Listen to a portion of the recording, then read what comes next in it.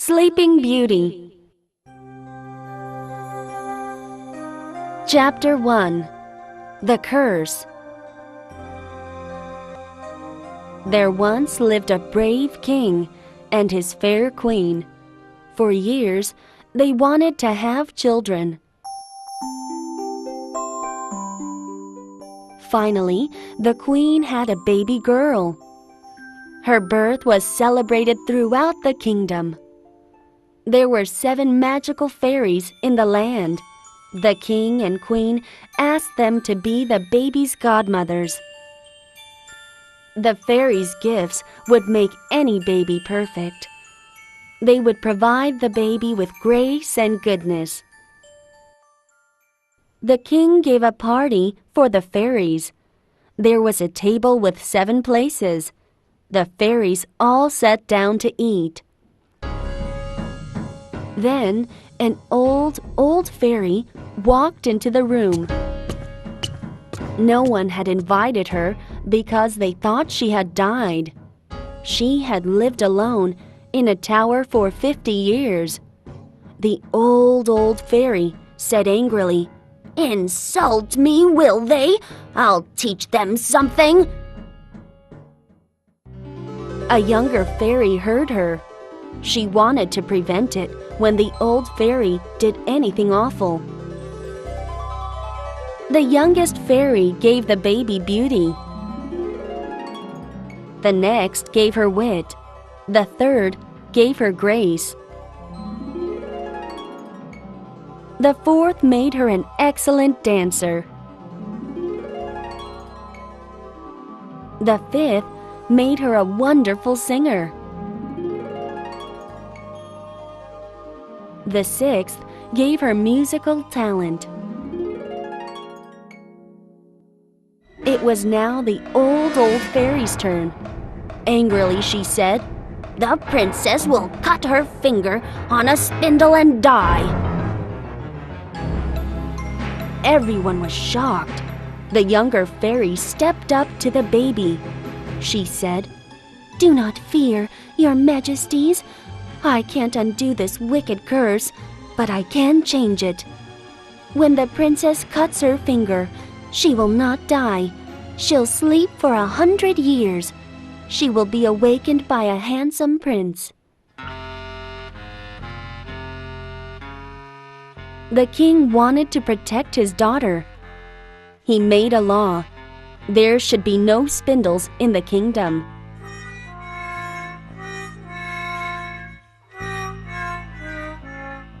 "15 years later, the princess grew into a beautiful young lady.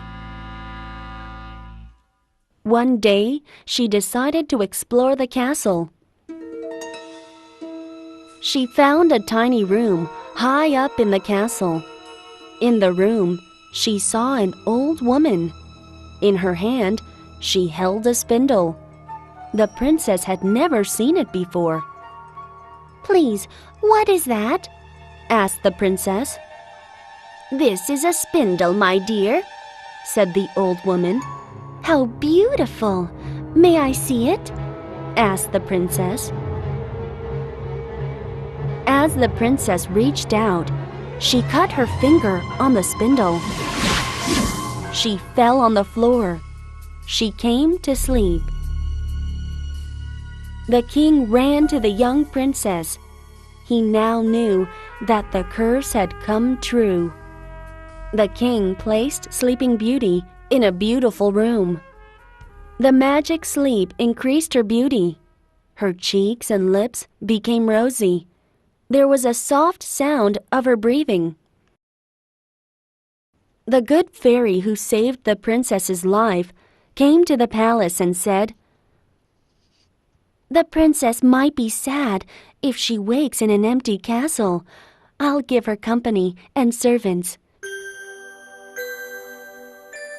The fairy then put many servants to sleep. Even the princess's little dog was put to sleep beside Sleeping Beauty.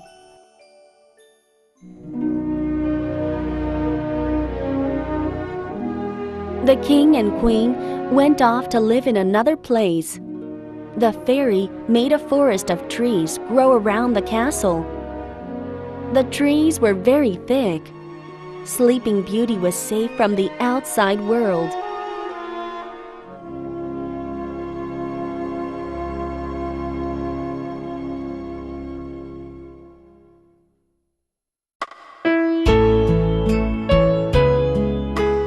Chapter 2. The Handsome Prince. 100 years passed. There was a new king of the land. He had a son who always went hunting.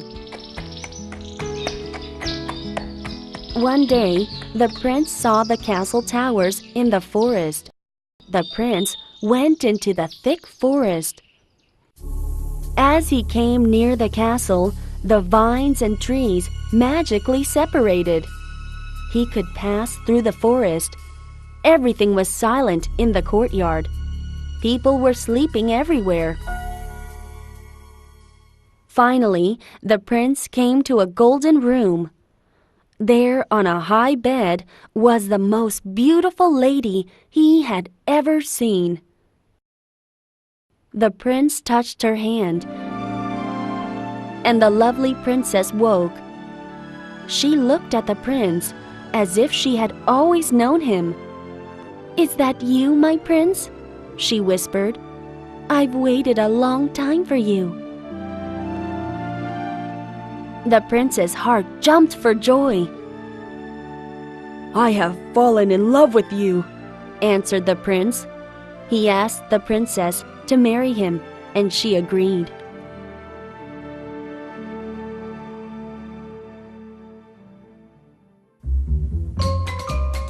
After 2 years, the prince and princess had 2 children. The eldest was a girl named Dawn. The second was a boy, and they called him Day. After Day's birth, the old king passed away. The prince then became king. The new king had to go fight in a war. "Please rule in my place," he asked his mother. She was originally an ogress. She had a bad temper. After he left, his mother ordered the king's wife and children to live in a country house.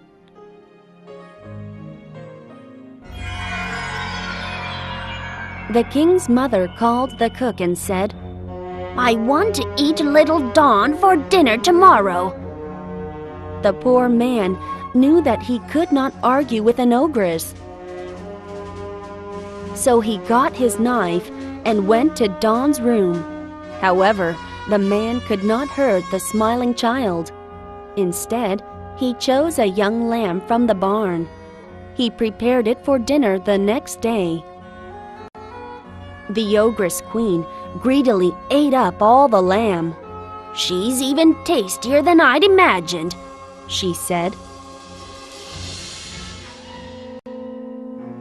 The next Sunday, the king's mother said to the cook, "I want to eat little Day for lunch." The cook hid Day in a barn with Dawn.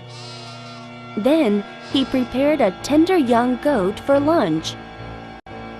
"He is delicious. You prepared a fine meal," said the ogress.